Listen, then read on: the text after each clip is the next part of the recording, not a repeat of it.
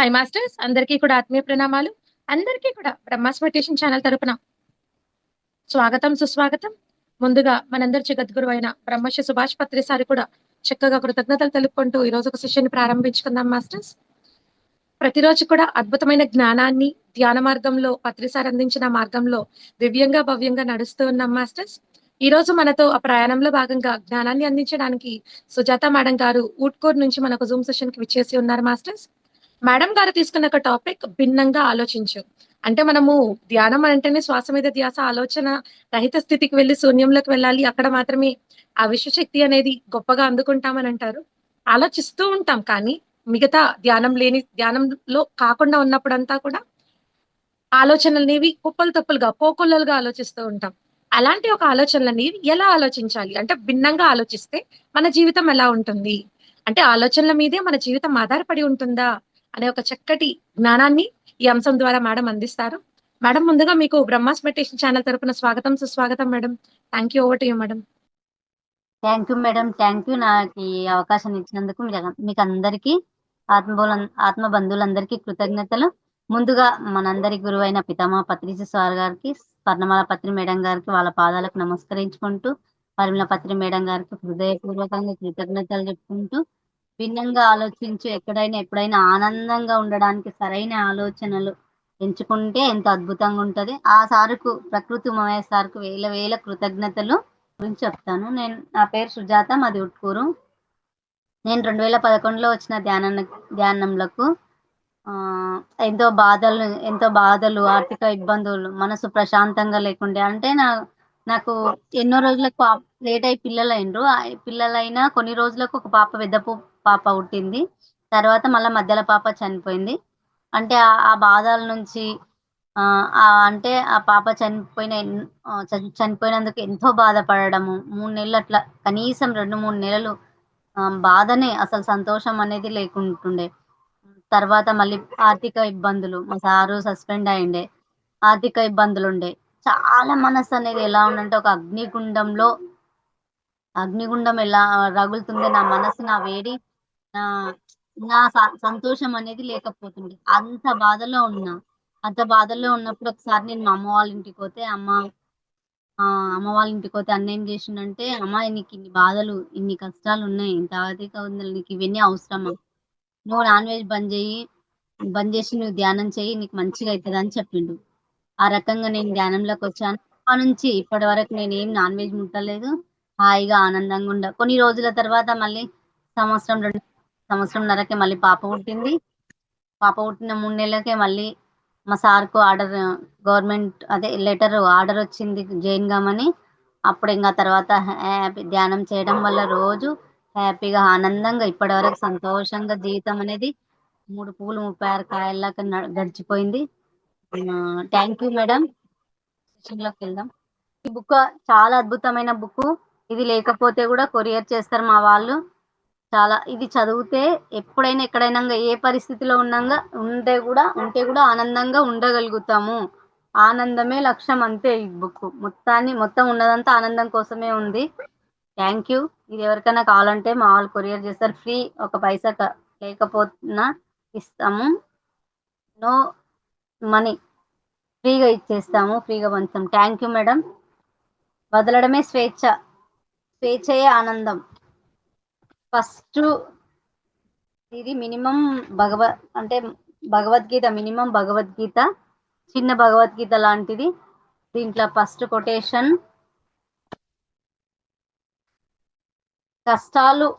జీవితంలో కష్టాలు ఉండడం సహజమే, కానీ బాధలు ఉండడమే అసహజం.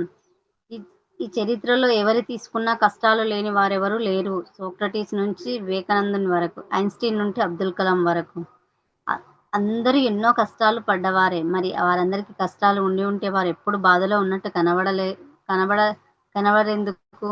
కష్టాలు వేరు, బాధలు వేరు. కష్టం అంటే ఏంటి? బాధ అంటే ఏంటి? కష్టాలున్నా బాధ లేకుండా ఉండవచ్చా? జీవితంలో ఊహించనిది, అనుకోనిది జరిగినప్పుడు, అనుకున్నది జరగనప్పుడు, మనకు శక్తిని మించిన పరిస్థితి ఎదురైనప్పుడు ఆ పరిస్థితిని కష్టంగా భావిస్తూ ఉంటాం. ఈ కష్టాలు అనేక కారణాలు ఉండవచ్చు. వాటిలో ఎన్నో మన చేతుల్లో ఉండవచ్చు, ఉండకపోవచ్చు. అది అత్యంత సహజం. అన్ని మన చేతుల్లో లేకపోవడం కానీ బాగా గమనిస్తే ఒకే కష్టం ఒక వ్యక్తికి వస్తే చాలా బాధపడుతూ కనబడితే, అదే కష్టం ఇంకొక వ్యక్తికి వచ్చినప్పుడు మామూలుగా ఏ బాధ లేనట్టు కనబడుతూ ఉంటాడు. అంటే మన ఇక్కడ అర్థమయ్యే విషయం ఏమిటంటే బాధ విష్ అయ్యే విషయం ఏమిటంటే బాధ ఉన్నది కష్టాల నుంచి కాకుండా ఇంకెక్కడి నుంచో వస్తుంది. అదే మన మనసు. అంటే బాధ అన్నది మనసు నుంచి సృష్టించబడినదే కానీ నిజంగా బాధ అన్నది లేదు. అంటే మనం అనుకుంటే బాధ లేకుండా కూడా ఉండవచ్చు. కాబట్టి కష్టాలన్నవి మన చేతుల్లో లేని సహజ ప్రక్రియ అయితే, బాధ అన్నది మన చేతుల్లోనే ఉన్న అసహజ ప్రక్రియ మనం అనుకుంటే సర్వవేళలా బాధలు లేకుండా ఉండవచ్చు కూడా. చూడండి మేడం, అసలు కష్టాలు వారు ఎవరుంటారు చెప్పు? రామునికి లేవా కష్టాలు? రామునికున్నాయి, కృష్ణునికున్నాయి, పాండవులకున్నాయి. ఎంతో బాధలు పాండవులు చూడు, మహాభారతం చూసుకుంటే పాండవులకు ఎన్ని కష్టాలు. రాజ్యాన్ని వదిలి కట్టుబట్టలతోనే వెళ్తుంటారు. రాజ్యం వదిలి హస్తినాపురం వదిలి కట్టుబట్టలతోన అసలు వాళ్ళు మహారాజులు. కానీ ఎన్ని కష్టాలు, ఆనందంగా వెళ్ళిండ్రు వాళ్ళు.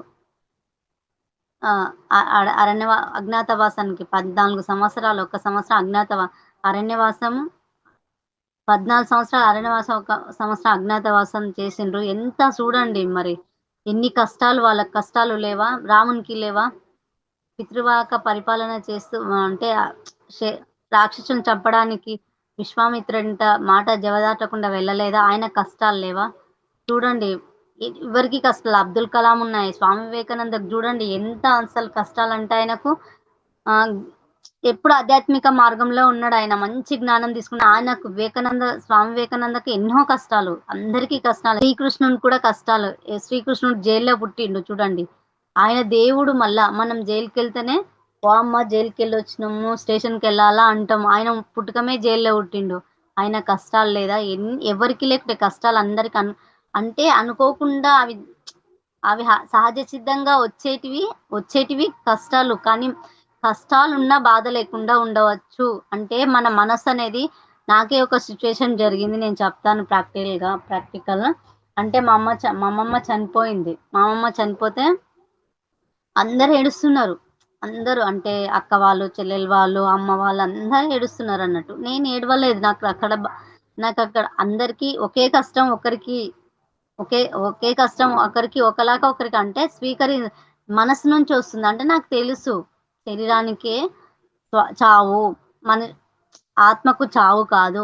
ఆత్మ ఎక్కడో జన్మ తీసుకుంటది కదా, శరీరానికే చావు కదా అని నాకు అక్కడ అర్థమైపోయింది అన్నట్టు. శరీరానికే చావు కదా, మనసుకు ఆత్మకు కాదు అని ఎంత అలా అనుకోవడం. నాకు అందరికి వచ్చినాయి కష్టాలు చూడు. నేను ఒక విధంగా తీసుకున్న, వాళ్ళొక విధంగా. ఒకే కష్టం ఒకరికి ఒకలాగా, ఒకరికి ఒకలాగా. అంటే చూడు, మనసు ద్వారా వచ్చింది. అదే వచ్చింది కష్టం, చనిపోవడం వల్ల వచ్చింది. కానీ అది నేను మనసు ద్వారా నేను ఏడవరాదు. ఎప్పుడు బతికే ఉంటాము. అంటే ఆత్మకు చావు లేదు. ఈ లోకంలో ఉన్న ఏ లోకంలో ఉన్నా ఎప్పుడు బతికే ఉంటాము. శరీరానికి అంటే పాత వస్త్రాలు, ఇప్పుడు పాత బట్టలు ఇడిచి కొత్త బట్టలు ఎట్లా వేసుకుంటామో మన శరీరాన్ని తీసి వేరే శరీరాన్ని మళ్ళా శరీరంలోకి వెళ్తాము అని అర్థమైంది. అంటే చూడు, అక్కడ నేను బాధ లేకుండా కూడా ఉండవచ్చు. అంటే మనసు నుంచి వస్తుంది. కష్టాలు వచ్చినా కూడా మనం బాధ లేకుండా ఉండవచ్చు. వదలడమే స్వేచ్ఛయే ఆనందం. చూడండి, మనం ఏం చేస్తానంటే, నేను చాలా ఇంతకు ముందు పిల్లల్ని వదలలేకపోతుంటిమి. ఎవరిని గాని, భర్తని గాని, పిల్లలు గాని వదలలేకమంటే ఇలా ఉండాలి, ఇలా ఉండాలి, ఈడనే ఉండాలి, ఇప్పుడే రావాలి, టైంకి రావాలి, ఇట్లా స్వేచ్ఛ ఇయ్యకపోతుంటి. ఎందుకు ఇంత లేటు వస్తే తొందర రావచ్చు కదా, ఇట్లా పిల్లలు ఎక్కడన్నా పోతే తొందర రావచ్చు, ఎక్కడ పోతే అక్కడే పోతారా అని. ఇప్పుడు అట్లా లేదు మేడం. కొంచెం భిన్నమైన ఆలోచనలు చేస్తే ఎంత అద్భుతంగా ఉంటది జీవితం అనేది ఈ బుక్ చదివినాకనే మాకు అర్థమైంది. అంటే ఇప్పుడు ఆయన వెళ్తేనంటే టైంకు ఎప్పుడన్నా రాని, టైంకు ఎప్పుడో ఫోన్ చేసుకుంటా, ఏడున్నావు, ఎప్పుడొస్తా, అంతే తప్ప ఇప్పుడు రా అని అంటే అస్సలు స్వేచ్ఛ ఇయ్యలేకపోతుంటి. అసలు ఆ పిల్లలకి స్వేచ్ఛ ఇయ్యకపోతే, ఎవరికి స్వేచ్ఛ ఇయ్యకపోతుంటి, మా భర్తకి ఇయ్యకపోతుంటి. నిజమైన స్వేచ్ఛయే ఆనందం. అంటే చూడండి, వాళ్ళు ఇబ్బంది పడతారు మనం ఫోన్లు చేస్తే, మళ్ళీ వాళ్ళు అరవడం, వస్తాం కానీ ఎక్కడ పోతాంలే అనడం, మళ్ళీ ఇంటికి వచ్చి గొడవలు పెట్టుకొని అట్లా అవుతుండే అన్నట్టు. చిన్న చిన్న దానికి ఒక ఆమె ఒకసారి ఏమైందంటే 3 రోజులు గొడవ పెట్టు అంటే ధ్యానంలో లేకముందు స్వేచ్ఛ ఇయ్యకపోతే ఎంత ఎంత అంటే అంత ఇది ఉంటది, మూర్ఖత్వం ఉంటది మనకి జ్ఞానం. అప్పుడు ధ్యానం లేకపోతే చిన్న చిన్న దానికి స్వేచ్ఛ ఇయ్యకపోతుంటే రావాలే టైంకు, రావాలే టైంకు, తినాలే, ఇక్కడ పోతే అక్కడే పోతావు అని అంటుంటే ఇప్పుడు అట్లా లేదు మేడం. స్వేచ్ఛ, ఫుల్ స్వేచ్ఛ పిల్లలకి. వాళ్ళు వాళ్ళు ఎదుగుతారు అంతే. ఆధ్యాత్మిక మార్గంలో భౌతికంగా వాళ్ళ ఇష్టం వాళ్ళది ఎలా అయినా సరే. కానీ స్వేచ్ఛనే అసలైన ఆనందం. స్వేచ్ఛ ఇవ్వాలి. మా భర్తకు స్వేచ్ఛ ఇస్తున్నా, పిల్లలకి స్వేచ్ఛ ఇస్తున్నా. నేను స్వేచ్ఛ అంటే స్వేచ్ఛ ఇస్తేనే వస్తది, లేకపోతే రాదు. స్వేచ్ఛ నేను అనుకుంటాను స్వేచ్ఛ నాకు కావాలి. ఇట్లా ఎలా అంటే పక్షిలాగా ఎగరాలి, ఎప్పుడు కావాలంటే అప్పుడు. ఆ స్వేచ్ఛ లేకపోతే మనిషికి ఆనందమే ఉండదు. స్వేచ్ఛ ఇయ్యకపోతే అసలు ఆనందం లేకపోతుండే. ఏది ఇది అంటే నేను ఫస్ట్ అనుకుంటుండే నేను స్వేచ్ఛ ఇచ్చలేనా, నాకెందుకు స్వేచ్ఛ దొరుకుతలేదు, వెళ్ళకండి, అక్కడ ఇక్కడ వెళ్ళకండి, ఈయనే ఉండాలి, ఇంటికాడనే ఉండాలి, ర్యాలీకి అక్కడ వెళ్ళకండి వద్దంటుండ్రి. అసలు నేను స్వేచ్ఛ ఇయ్యడం వల్ల పిల్లలకు కానీ భర్తకు కానీ నాకు స్వేచ్ఛ దొరికింది. ఇప్పుడు ఎప్పుడు కావాలంటే 15 రోజులకు, వారం రోజులకు, నెల రోజుకి ఎప్పుడు కావాలంటే అప్పుడు నా ఇష్టంతోనే వెళ్తున్నా. అంటే ఏదైనా సరే ఇస్తేనే వస్తది, లేకపోతే రాదే రాదు. నాకు అర్థమైంది ఏంటంటే కొంచెం భిన్నమైన ఆలోచనలు చేసినందుకు స్వేచ్ఛ ఇస్తున్నా, నాకు స్వేచ్ఛ దొరికింది. నేను స్వేచ్ఛ ఇయ్యకపోతే నాకు స్వేచ్ఛ దొరకనేకుండా. ఏదైనా ఇస్తేనే వస్తది, లేకపోతే రాదే రాదు. అసంతృప్తి యొక్క మూలం ఉన్నదాన్ని వదిలి రాబోయే దాని గురించి ఎదురు చూడడం, దాని గురించి ఆలోచించడం. అసంతృప్తి యొక్క మూలం ఉన్నదాన్ని అంటే ఇంతకుముందు నేను ఏం చేస్తుంటే బట్టల షాప్ ఇప్పుడు ఉంది, కిరాణం షాప్ ఉండే ఒక 3-4 సంవత్సరాల ముందర. అయితే అది నడవకుండే. ఫస్ట్‌లో బాగా నడిచింది. తర్వాత లాస్ట్ మూమెంట్‌లో నడచలేదన్నట్టు. అంటే నాకు షాప్ నడవదు. గిరాకులు అంటే ఆయన జాబుకు ఆయన జమ చేసుకుంటూ ఉంటుండే ఆయన. ఆయనది నాకు సంబంధం నాకియ్యకుండే. నేను కిరాణం నడుపుకొని ఇంట్లో పని చిన్న చిన్నవి తెచ్చుకుంటుంటి. అయితే షాప్ నడవకపోతుంటే ఇబ్బంది అయితుండే చాలా ఖర్చులకు. ఫైనాన్స్ తీసుకొని నడుచుకుంటుంటి. చూడండి, అసంతృప్తి యొక్క మూలం ఉన్నదాన్ని వదిలి రాబోయే దాని గురించి ఎదురు చూడడం, దాని గురించి ఆలోచించడం. అంటే అన్నీ ఉన్నాయి నాకు. భూమి ఉంది, జాబు ఉంది, ఇల్లు ఉన్నాయి, అన్నీ ఉన్నాయి. 3 పూటలకు తిండి తృప్తిగా తినడానికి అన్నీ ఉన్నాయి. కానీ నేను ఏం చేస్తుండంటే దాని గురించి ఈరోజు గిరాకీ కాలేదు కదా! ఈరోజు ఇంతే అయింది కదా! ఫైనాన్స్ నడుపుతా కదా! ఫైనాన్స్ తీసుకున్నా కదా! అది ఎప్పుడు తీర్చుకుందును? ఇదే ఆలోచన. ఈరోజు ఇంత అయింది, రేపు ఇంతంత సామాన్లు లేవు కదా! ఎట్లా చేయాలి? ఎట్లా లేదు? అట్లా ఆలోచన అంతే. పెద్ద పెద్దయన్ని వదిలేసిన. చిన్నదాన్ని పట్టుకున్నా నేను. చూడండి ఎంత మూర్ఖం అంటే అంత. ధ్యానంలోకొచ్చినా ఓకే. జ్ఞానం లేదు. ధ్యానం ఒక్కటే చేసేదాన్ని. జ్ఞానం లేదు. ఎప్పుడైతే ఈ బుక్స్ చదివినా, ఈ కొటేషన్ పాటించినో నాకు అద్భుతంగా అనిపిస్తుంది. ఆలోచనలు కొంచెం భిన్నమని. ఇప్పుడు అలా లేదు. ఉన్నదాన్ని తృప్తి పడటం అంతే చాలు. ఈరోజుటికి 3 పూటలు తిన్నాం. సార్ ఏమంటారంటే ఏమేస్తారు, ఇప్పుడు నిత్యావసరాలకు ఉన్నాయా లేదా? 3 పూటలు తినడానికి ఉంది. 3 పూటలు తినడానికి ఉంది. ఇల్లు ఉంది చాలు. ఇంకేమి? అంతే. తినడానికి గుడ్డ, కట్టుకోవడానికి బట్ట. అంతకు మించి ఏం ఎక్స్‌ట్రా అన్నీ.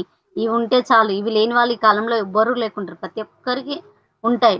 అని ఉన్నదాన్ని వదులుతుంటే నేను మొత్తం ఎట్లా అంటే అసలు నేనే షాక్ అయితుంటి. ఏంది ఇంత ఆలోచన, ఇంత హీనంగా, ఇంత లోగా ఆలోచిస్తుంటినే నేనప్పుడు అని అర్థమైతుండే. ఉన్నదాన్ని వదులుతుంటే లేని దాన్ని ఆ రోజు గిరాకీ కాలేదని ఒక టెన్షన్ పడడం, ఫైనాన్స్ ఎప్పుడు తీసుకోవాలని టెన్షన్, ఎప్పుడు తీరవాలని ఒక టెన్షన్. అసలు ఎంత ఆలోచన అంటే బుర్ర మొత్తం వేడెక్కిపోతుండే. అంత ఆలోచనలు చేస్తుంటి. ఇప్పుడు ఉన్నదాన్ని వదిలి లేని దానికే చూస్తాం. అదే ఆలోచన చేంజ్ అయిపోయింది ఇప్పుడు నాది. ఉన్నది చాలు. మస్తుంది. ఇప్పుడు బట్టల షాప్ ఉంది. జాబ్ ఉంది అని ఇప్పుడు ఆలోచనలు చేంజ్ అయినాయి. కొంచెం భిన్నంగా ఆలోచిస్తున్నాయి. ఇప్పుడు జాబ్ ఉంది, భూమి ఉంది, అన్నీ ఉన్నాయి. అన్నిటికంటే తృప్తిగా జీవితం ఉంది. చూడండి, ఎప్పుడైతే జ్ఞానం లేకపోతే ఎట్లా ఆలోచిస్తామంటే అట్లా ఆలోచిస్తాం. ఉన్నదానికి అసంతృప్తి యొక్క మూలం ఉన్నదాన్ని వదిలి రాబోయే దాన్ని గురించి ఎదురు చూడడం. ఉన్నదాన్ని వదిలేస్తుంటే రాబోయేదాన్ని ఆ రోజు కాకుంటే ఆ రోజు టెన్షన్ పడడం. అలా అయితుండే నాది. ఇంకా తర్వాత ఈ బుక్ చదివి ఆచరణలో పెట్టిన కానుంటి మొత్తం చేంజ్ అయిపోయింది. ఇప్పుడు అద్భుతంగా హాయిగా ఉన్నాను. ఉన్న దాంట్లో తృప్తిగా జీవిస్తున్నాను. మీరు మీ వస్తువుల కంటే అత్యంత విలువైన వారని విషయం గుర్తించండి. వాటి కోసం మిమ్మల్ని మీరు ఇబ్బంది పెట్టుకోకండి అమాయకంగా. నిజంగంటే ఇంతకుముందు మా సా మా సార్ ఏమైందంటే ఒకసారి ఆహ్, ఏటీఎం, ఏటీఎం పోగొట్టిండ్రు మా పిల్లలు. స్కూల్‌కి పోయిండ్రు ఆత్మకూరుకి. ఏటీఎం పోగొట్టిండ్రు. వచ్చిండ్రు నైట్ చెప్పడానికి వెదురుకుంటున్నారు. పోయిందిలే ఎప్పుడైనా తెలుస్తది కదా! ఏటీఎం అడిగితే పోయిందని చెప్పిండు. అంటే చూడండి ఎంత బాధ అంటే తిట్టరాని తిట్లు ఒక అర్ధగంట తిట్టిండు. టెన్షన్ పడిపోయిండు. ఆయన టెన్షన్ అందరికి టెన్షన్ పెట్టిండ్రు మా పిల్లలకి, మాకు. చూడు, మీకు మీ వస్తువుల కంటే అత్యంత విలువైన వారనే విషయం గుర్తించండి. వాటి కోసం మిమ్మల్ని మీరు ఇబ్బంది పెట్టుకోకండి. ఎంత అంటే నేనేమి బాధపడలేదు. వింటున్నా అంతే నేను. సాక్షిభూతుగా చూస్తున్నా అంతే. అంటే ఎట్లుంటదో జూడు, జ్ఞానం ఉంటే ఎట్లుంటది, అజ్ఞానంలో ఉంటే ఎలా ఉంటదనేది జీవితము. ఎంత టెన్షన్ పడిపోయిండ్రంటే 10,000 ఉన్నాయి దాంట్ల. ఎవరి చేతిలో పడతదో ఏమో, ఎవరు తీసుకుంటారేమో అంటే, అది పిన్ కోడ్ ఎవరికీ తెలవదు. ఎట్లా పోతది? అది మళ్ళా బ్లాక్ జేసి మళ్ళా ఏటీఎం ఒక్క 8 రోజులు, 10 రోజులైతే ఏటీఎం ఒస్తది. ఆ ఏటీఎం కోసం ఎంత అరిచిండ్రంటే అంత అరిచిండు ఒక అర్ధగంట. మళ్ళీ నెత్తి పట్టుకొని కూర్చున్నాడు. ఇదేందిరా అనిపిచ్చింది. గింత దానికి ఇంత బాధపడడం అవసరమా? అని అనిపిచ్చిందన్న. ఒకసారి మా పిల్ల ఆధార్ కార్డ్ పోగొట్టుకున్నది. కంప్యూటర్‌కి పోయి. ఆధార్‌కి పోతే తిట్టలేని తిట్లు తిట్లిండు. అంటే చూడండి ఎంత ఘోరంగా చిన్న చిన్న వస్తువులకు మనల్ని బాధ పెట్టుకొని, ఎంత హీనంగా బాధ పెట్టుకుంటామంటే చూడు, మనం అసలు ఎంత విలువైన వారమో అంతంత విలువ అంటే ఏదంతా డబ్బులు పోస్తే వస్తది. ఎన్ ఎంత డబ్బులు పోస్తే వేల కొద్ది లక్షలు పెడితే ఎంత క్వాలిటీ రమ్మంటే కానీ మనిషి మాత్రం ఎన్ని కోట్లు వస్తే రాదు. వస్తదా? రాదు కదా! మనిషి ఏమన్నా దొరుకుతది. మనిషి అయితే దొరకం గదా మనం. ఎంత చూడండి ఈ ఈ చిన్న చిన్న వాటి కోసము ఎంత బాధపడేసుకుంటామో అని అర్థమైంది. అంటే ఇక్కడ నేను బాధపడతలేను, ఆయన బాధపడుతుండంటే నేను కొంచెం ఆలోచన చేంజ్ అయింది నాకు. ఎప్పుడైనా ఎక్కడైనా ఆనందంగా ఉండాలి. మనం విలువైన వాళ్ళము. మనకంటే విలువైంది ఏది లేదు. ఇప్పుడు చూడు మనం ఏమైనా కావాలంటే ఇస్తామా? మన పాటలో ఏమన్నా కోట్లు పోతే మనం ఇయ్యం. కిడ్నీ కావాలంటే కోట్లు అసలు అది హార్ట్ కావాలంటే కోట్లు పోతే కూడా ఎవ్వడు ఇయ్యడసలు. కోట్లు పోస్తే కూడా ఎవడియ్యడు. ఆస్తి మొత్తం ఇస్తా అంటే కూడా. చూడండి ఎంత విలువైన మనుషులము. ఒక చిన్న ఆధార్ కార్డ్ గురించి గాని, ఒక గురించి ఏటీఎం పోతే ఎంత బాధపడుతున్నామంటే, మనకు విలువ లేదా అసలు? ఎంత విలువైన వాళ్ళం మనము అని ఏ దానికి నేనసలు బాధపడను బాధపడము. ఏమైందంటే ఒకసారి మా పిల్ల కమ్మలు పోగొట్టుకున్నది. బంగారు కమ్మ ఒకటి పోగొట్టుకుంది. ఒకటి ఉంది అన్నట్టు. ఏడ పడేసుకున్నదో తెలవదు. కొద్దిగా ఇంట్లో చూసినాం అంతే ఇంకా. చూసి పోనీలే అమ్మ ఇడిచిపెట్టి మళ్ళీ ఏం చేస్తావు ఇంక పోయిందని అని అంత ఈజీగా. అంతకుముందయితే ఏమన్నా రూ. 10 పోతే గొడవలేమి. ఎక్కడ పోయినాయి పైసలు పెట్టుకొని ఇంక ధ్యాస లేదా? తెలివి లేదా?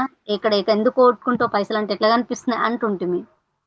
కానీ రూ. 100 పోతేనే, రూ. 10 పోతేనే అలాంటిది బంగారు కమ్మ పోగొట్టింది. ఎంత ఈజీగా అంటే ఏం చేయలేము. పోయిన దానికి ఏం చేస్తాం? ఏం చేయలేము. ఏంలే ఇడిచిపెట్టి ఇంగేం చేస్తాం అని చెప్పి అంత ఈజీగా అయిపోయిందన్నట్టు. ఏది పోయినా, ఏదున్నా మనం మనశ్శాంతి పిల్లల్ని ఇబ్బంది పెట్టరాదు. మనం ఇబ్బంది పడరాదు అంతే. ఏది ఏమైనా ఆనందంగా ఉండాలి అంతే అనిపిచ్చింది. అలా చేయడం జరిగింది. అంటే చూడండి మీ వస్తువుల కంటే అత్యంత విలువైన వారమే విషయం గుర్తించండి. వాటికి మిమ్మల్ని మీరు ఇబ్బంది పెట్టుకోకండి అమాయకంగా. ఇప్ అసలింక ఇబ్బంది మేము పిల్లల్ని ఇబ్బంది పెట్టను. నేను ఇబ్బంది పడను. చాలా రోజుల నుంచి ఈ బుక్ చదివి జ్ఞానం తెలుసుకున్నాక కొంచెం రొటీన్‌గా అందరిలాగా కాకుండా కొంచెం భిన్నమైన ఆలోచనలు చేసి ఆచరణలో పెడితే అద్భుతంగా చేంజ్ అయితాం. మన వాళ్ళు కూడా మనల్ని మంచివారు అనుకుంటే పని లేదు. మన మనసాక్షికి మనపై సరైన అభిప్రాయం ఉంటే చాలు. మనని విమర్శిస్తూ ఉంటారు. ధ్యానంలోకి పోతే, ఇట్లా ర్యాలీలకు పోతే, క్లాస్‌లకు పోతే చాలామంది సమాజం గాని, ధ్యానంలో లేని వాళ్ళు గాని, కుటుంబం గాని చాలామంది. వాళ్ళేమన్నా అనుకోక మనకు సంబంధమే లేదు. నాకు సంబంధం లేదు ఎవరితో. నా సరైన దారి తెలుసుకున్నాను. సరైన దారిలో వెళ్తున్నాను అంతే. ఎవ్వరన్నా ఇగో సార్ అంటాడు వీధి కుక్కలు ఎన్నో మురుగుతుంటాయి, సంబంధం లేదు, ఏనుగు పోతుంటే సంబంధమే లేదు, మనకేం సంబంధం చెప్పని. మన వాళ్ళు కూడా మనల్ని మంచివారు అనుకుంటే పని లేదు. మన మనసాక్షి మనపై మన సరైన అభిప్రాయం ఉంటే చాలు. నాకు తెలుసు ఇది సత్యము, ధ్యానం అంటే సత్యము, సత్య మార్గము. ర్యాలీలకు పోవడం అంటే ఎంతో, అసలు ఎన్ని కర్మలు దగ్ధమైతాయి, ఎంత మంచి ప్రోగ్రాంకి వెళ్ళాలి. మనం ఉన్నది ఎందుకు, మనం అన్ని పనులు చేసుకుని మంచి కార్యక్రమాలకు పోకుంటే ఎట్లా అని వెళ్తుంటానండి. చూడండి, అస్- నాకు తెలుసు ఇది సరైన దారి, నాకు తెలుసు, వాళ్ళకి తెలియదు, నాకు సంబంధం లేదు. ఎవరైనా కామెంట్ చేసుకోక, నాకు సంబంధం లేదు, ఎవరితో సంబంధం లేదు, నాకు సంబంధం, నా సరైన దారి నాకు తెలుసు, నేను వెళ్తాను అంతే. నా మనసాక్షికి తెలుసు, ఎవరికి తెలిసిన తె- చెప్పాల్సిన, రుజువు చూపియాల్సిన అవసరం లేదు. ఇది కొలతల ప్రకారం కాదు కదా రుజువు చూపి ఇచ్చేది, అది మనకు తెలుసు లోపల, అంతరంగానికి అంతరాత్మకు తెలుసు, అది చాలు అని ఎవరి పట్టించుకోకుండా చేయకుండా, ఏం వాళ్ళ ఇష్టం వాళ్ళు, నా ఇష్టం వచ్చినట్టు నేను ఉంటున్నా. సమయాన్ని చే సమయాన్ని చేతిలోకి తీసుకుంటే జీవితాన్ని చేతిలోకి తీసుకున్నట్టే గుర్తించుకోండి. సమయాన్ని అంటే ఇంతకుముందు నేను ఏం చేస్తుంటంటే, కొన్ని 2-3 ఏళ్ల ముందర ఆ, సమయం అంతా వేస్ట్, టైం అసలు నాకు ఏమో, వంట చేస్తుంటే, వ్యాపారం కిరాణం నడుపుకుంటుంటే, ఇంకా అందరు వస్తే మాట్లాడుకుంటా, నేను పోయి మాట్లాడకపోవడం, ఆ గుంపులో గోయిందం లాగా మాట్లాడడం జరుగుతుండే అన్నట్టు. అయితే ఏమైందంటే, ఇప్పటి నుండి నేను జడ్జి చేయరాదు, ఎవరి గురించి మాట్లాడరాదు, జడ్జి చేయరాదు, కంప్లైంట్ చేయరాదు. సమయాన్ని నా కోసం నేను తీసుకోవాలి. సమయాన్ని చేతిలో తీసుకుంటే జీవితాన్ని తీసుకోవాలంటే, సమయం ఏది పోయినా వస్తుంది, కానీ సమయం, డబ్బు పోతే సంపాదించుకోవచ్చు, కానీ సమయం పోతే రాదు అని. నాకు ఇప్పుడు టైం ఉన్నప్పుడల్లా ధ్యానం చేయడము, టైం ఉన్నప్పుడల్లా టైం ఉన్నప్పుడు కాదు, టైం తీసుకుని ధ్యానం చేయడము, ప్రకృతిలో ఉండడము, ఇంకా బుక్స్ చదవడం చేస్తాను. అంటే నా సమయం నా కోసం. సమయాన్ని చేతిలో తీసుకుంటే జీవితాన్ని చేతిలోకి తీసుకున్నట్టు గుర్తుంచుకోండి. నా జీవితం నా ఇష్టం వచ్చి బతుకుతున్నా, నా ఇష్టం వచ్చినట్టు ఉంటున్నా. ఇప్పుడు అన్ని చేస్తున్నాం, వ్యాపారము, పిల్లలకు కనీస బాధ్యత ఏదైతుందంటే, భర్తకు బాధ్యత ఏదైతుందంటే అన్ని నెరవేర్చుకుంటూ, అంటే అమ్మలక్కల కబ్బూర్లకు పోకుండా, సమయాన్ని వేస్ట్ చేయకుండా, సమయాన్ని తీసుకుని నా గురించి, నా ఆత్మ పురోగతి గురించి నేను సమయాన్ని తీసుకొని, నేను ఎదుగుదల కోసం, నా అన్నిటికంటే విలువైన ఆత్మ ఎదుగుదల అంతే. మన జ్ఞానాన్ని పెంచుకోవడానికి, ధ్యానాన్ని పెంచుకోవాలని, శక్తి పెంచుకోవాలంటే సమయాన్ని తీసుకొని ధ్యానము, బుక్స్ చదవడము, ప్రకృతిలో ఉండడం జరుగుతుంది. సమయాన్ని చేతిలోకి తీసుకుంటే జీవితాన్ని చేతిలో, నా జీవితము నేను అనుకున్నట్టు జీవిస్తున్నా ఇప్పుడు. అంటే క్లాసులకు వెళ్ళడం కానీ, ఎక్కడన్నా ఇంకా బుక్స్ చదవడం కానీ, నా టైం నేను ఎప్పుడు ఏం చేయాలనుకుంటే అది చేస్తాను, నా సరైన దారిలో ఉండి. ఎవరి గురించి దేని గురించి ఆలోచించే పని లేదు. నీ యోగ సాధన, నీ జ్ఞాన సాధన గురించి తప్ప, మిగిలినవన్నీ అందులో భాగాలే. ఇంతకుముందు ఏమైతుందంటే, అందరి గురించి ఆలోచిస్తుంటే, అందరూ అంటే మరీ ఎక్కువ, ఓవర్గా ఆలోచిస్తుంటే, నా పిల్లలు ఏమవుతారో, నా పిల్లలు ఏం చదువుతారో, మా బాబు ఏమవుతాడో, వానికి ఎట్లా సంబంధాలు వస్తావో ఏమో, మా ఆయనకి ఏమవుతుందో, ఆయనకు ఆపరేషన్ అయింది అన్నట్టు. అయితే కొంచెం ఇబ్బంది అయింది లాక్డౌన్లో 2 సంవత్సరాలు. ఎంత ఇబ్బంది అంటే అంత ఇబ్బంది అయి, నాకు శ్వాస కూడా ఆడడానికి ఇబ్బంది అవుతుండే నైటు. అంటే మీన శ్వాస మీనే పోతుండే, కొంచెం చాలా ఈ వీక్నెస్ కావడము. అంటే ఎంత అలా ఆలోచిస్తుంటే, నేనైతే ఎవరి గురించి దేని గురించి ఆలోచించే పని లేదు. మీ యోగ సాధన, మీ జ్ఞాన సాధన గురించి తప్ప, మిగిలినవన్నీ అందులో భాగాలు. చూడండి, అప్పుడు అలా ఆలోచిస్తుంటే, ఇప్పుడు కొంచెం కనీస బాధ్యత ఏమైతుందంటే, నేను చూపియాలంతే ఆయనకు మంచిగా చూపించాలి. అనవసరంగా ఊక ఆలోచిస్తుంటే, ఏమవుతుందో ఏమో, నా భవిష్యత్తు ఏమవుతుందో, నా పిల్లలు ఏమవుతారో, ఆయనకి ఏమన్నా అయితే ఇట్లా అనుకుంటుంటే అన్నట్టు నేను. ఇదేంద్రా అట్లా ఊక ఆలోచిస్తుంటే అన్నట్టు. మా పిల్లల గురించి ఆలోచిస్తుంది, మా పిల్ల ఏమవుతుందో, ఎలా ఉంటుందో, హాస్టల్లో ఎలా ఉంటుందో, ఏమన్నా అయితే ఏం చేయలే, అట్లా ఆలోచిస్తుంటే. హాస్టల్లో ఉంటే ఎవరు చూసుకుంటారో, ఎవరు లేదో, ఏమన్నా అయితే తల్లిదండ్రి ఉంటే బాగా, వేరే వాళ్ళు ఏం చూస్తారో ఏమో, అనవసరంగా ఆలోచించడం. ఇప్పుడు అవన్నీ మొత్తానికి ఆలోచనలు, వేస్ట్ ఆలోచనలు, అవన్నీ ఏం లేదు. మనం సరైన ఇప్పుడు నా గురించి నేను ఆలోచించుకుంటా. ఓకే, ఇప్పుడు అదే ఎప్పుడైనా సుస్థ అయితే ఆయనకు తీసుకుపోవడం, చూపించడం, మా పిల్లకు అంత దేవుడే ఉండడు. ఎవరికి ఏం చేయాలా వాళ్ళు చూసుకుంటారు. మనం కరెక్ట్ మన దైవ స్థితిలో ఉంటే వాళ్ళే కాపాడతారు మాస్టర్స్ అని అనుకోవడం. ఇప్పుడు యోగ సాధన, ధ్యాన, జ్ఞాన సాధన అంటే ఇప్పుడు బుక్స్ చదవడం, తెలిసిన జ్ఞానాన్ని మొత్తం ఎప్పుడు సార్ ఏమంటారంటే ఉమామయ్య సారు, ధ్యానం 2 గంటలు, జ్ఞానం 24 గంటలు. ఎప్పుడు జ్ఞానాన్ని పాటిస్తూనే ఉండాలి. జ్ఞానాన్ని పెంచుకో టైం అవసరం లేదంట జ్ఞానానికి. 24 అవర్స్ జ్ఞానం. నిద్రలో కూడా మనం అనవసరమైన ఆలోచనలు చేయకుండా మంచి మంచివి ఆలోచన, ఈ మాస్టర్ అట్లా చెప్పిండు, ఆ మాస్టర్ ఇట్లా చెప్పిండు, ఆ మేడం ఇట్లా చెప్పింది, భగవద్గీతలో గీతా మకరంలో కృష్ణుడు ఇట్లా చెప్పిండు అని అవి తీసుకుని ఆచరించాలి. యోగ సాధన తప్ప నేను వేరే గురించి ఎప్పుడు నా 24 గంటలు యోగ సాధన. నేను శరీరాన్ని కానీ ఆత్మని, భగవద్గీతలో ఏముందంటే సుఖం దేని వల్ల వస్తుందంటే శాంతి, శాంతి దేని వల్ల వస్తే ఆత్మచింతన, ఆత్మచింతన దేని వల్ల వస్తుందంటే నిర్మలత్వం, నిర్మలత్వం దేని వల్ల వస్తుందంటే ఇంద్రియ నిగ్రహం. ఇలా ఆలోచించుకోవడం జరుగుతుంది. యోగ జ్ఞాన సాధనే అంతే. ఇంకా ఏముంది భగవద్గీతలో దేహ దృష్టి, మనోదృష్టి, ఆత్మదృష్టి. దేహ దృష్టి అంటే శరీరము తెల్లగున్నవా నల్లగున్నవా ఇట్లా చూసుకుంటాం అన్నట్టు. ముక్కు ఎలా ఉంది, ఇవి దేహ దృష్టి. మనోదృష్టి అంటే బుద్ధి, మంచి గుణాలు, బుద్ధుడా అంటే అట్లా. మనోదృష్టి బుద్ధి వల్ల వస్తుంది. ఆత్మదృష్టి అంటే లోపల పరమాత్మ అందరం ఒకటే, అంత ఒకటే అట్లా. ఇట్లా గుర్తు చేసుకుంటాం అన్నట్టు. ఆ జ్ఞాన సాధన నేను ఉపయోగించుకుంటే ఎక్కువ టైం అసలు.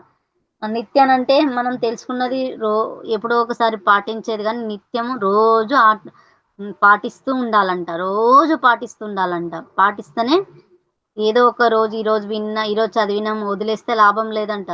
నిత్యము పాటిస్తూ ఉండాలంట. శ్రీకృష్ణ భగవానుడు చెప్తారన్నట్టు. ఇంకోటి ఎరుక లేకపోతే, ఈ రోజు మనం ఎరుక స్థితిలో లేకపోతే ఆ క్షణం చనిపోయినట్లు. ఎరుకలో ఉండాలి, ప్రతి క్షణం ఎరుకలో ఉండాలంట. శ్రీకృష్ణ భగవానుడు చెప్తాడన్నట్టు. చూడండి ఎంత అద్భుతమైన ఇవన్నీ గుర్తు చేసుకుంటా అన్నట్టు నేను. అంటే జ్ఞానము. ఇంకోటి ఆ 8వ భాగంలో ఉంది, అది 8వ అధ్యాయంలో టార్చ్ లైట్, మనసు అనే టార్చ్ లైట్ మన వస్తువుల మీద, మన బయట ప్రపంచంలో కాక మన లోపలికి వేసుకోవాలంట టార్చ్ లైట్ అన్నట్టు. అంటే బయట వేసుకుంటే టార్చ్, మనసు అనే టార్చ్ బయట వేసుకుంటే వస్తువులు అన్ని కనిపిస్తామంట. అదే మన లోపలికి వేసుకుంటే ఆత్మ పరమాత్మ కనిపిస్తాడంట. ఇవన్నీ జ్ఞానాలు.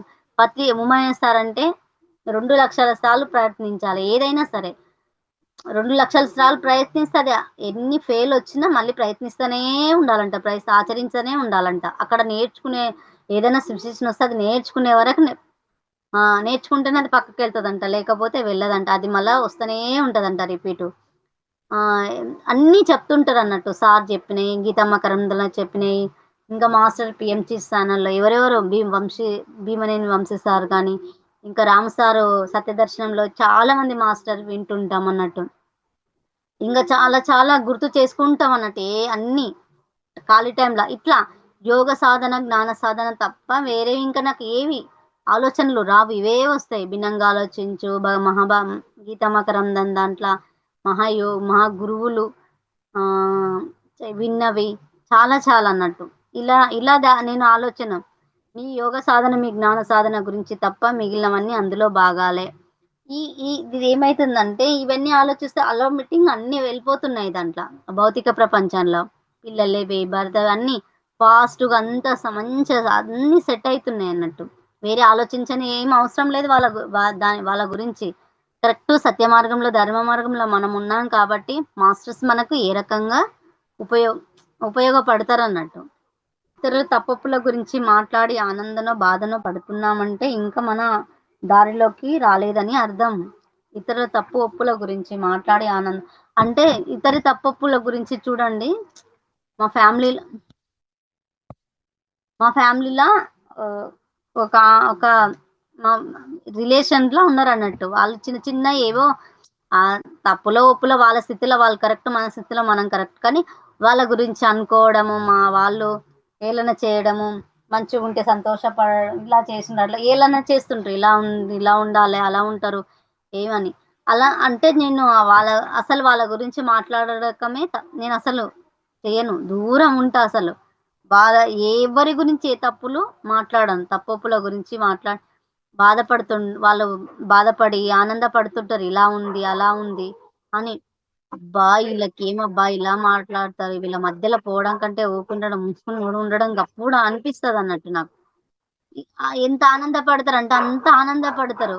మనిషి అనేది ప్రతి ఒక్కరు తప్పులు చేస్తారు. తప్పొప్పులుంటాయి. ఏ మనిషి ఏ తప్పు చేయరంటే ఆ భూమి మీద అసలింక రాయన్నా రాయే ఏది చేయదు. మనం కదిలే వాళ్ళం. మనుషులైనంక చేసేది చేస్తారు. ప్రతి మనిషి చేస్తారు.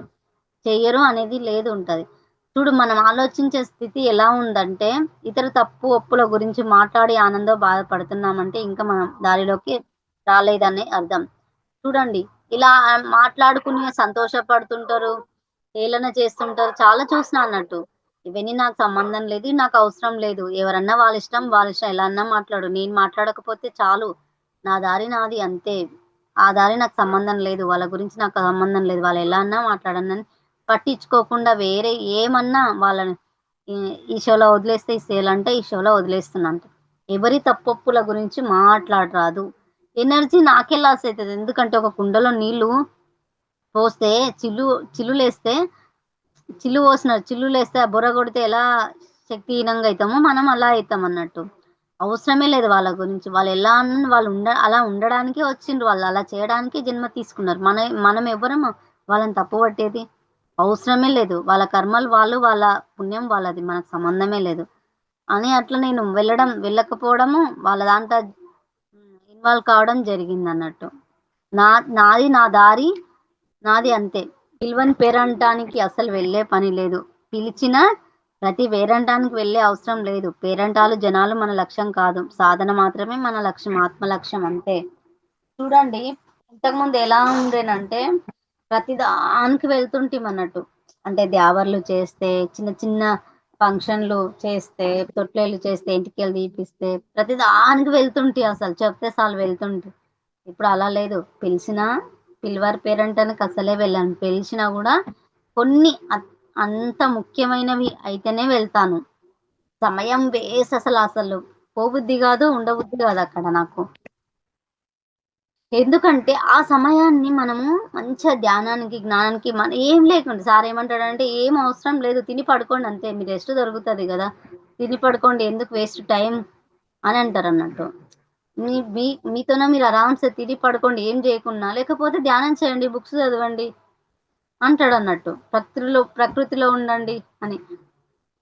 ప్రతిదానికి వెళ్తుంటిం. పిలిచిన పేరంటానికి, పిలవని పేరంటికి గూడా వెళ్తుంటిమప్పుడు. పోదాంలే ఏమనుకున్న వాళ్ళేమన్నా చెప్తేనే చెప్పని. మనకెందుకు పోయేదుంది పోదామని. ఇప్పుడు పిలిచిన ప్రతి పేరంటానికి వెళ్తనే అస్సలు. పోయినా తప్పనిసరి వస్తే పోతా. పోయి కొద్దిసేపుంటా. ఎప్పుడు వెళ్దామా ఇంటికి? ఎప్పుడు వెళ్దామా? అసలు ఆగబుద్దే కాదసలు. అలా ఆ టైం తీసుకొని నాకు ఆ టైంలో నాకెంత ఉపయోగం తెలుసా? మంచిగా బుక్స్ చదువుకోవచ్చు. ధ్యానం చేయొచ్చు. హాయిగా మనతో మనం ఉండొచ్చు. అట్లా అనిపిస్తదిప్పుడు. మంచితనం అనేది సత్యంలో ఒక భాగం.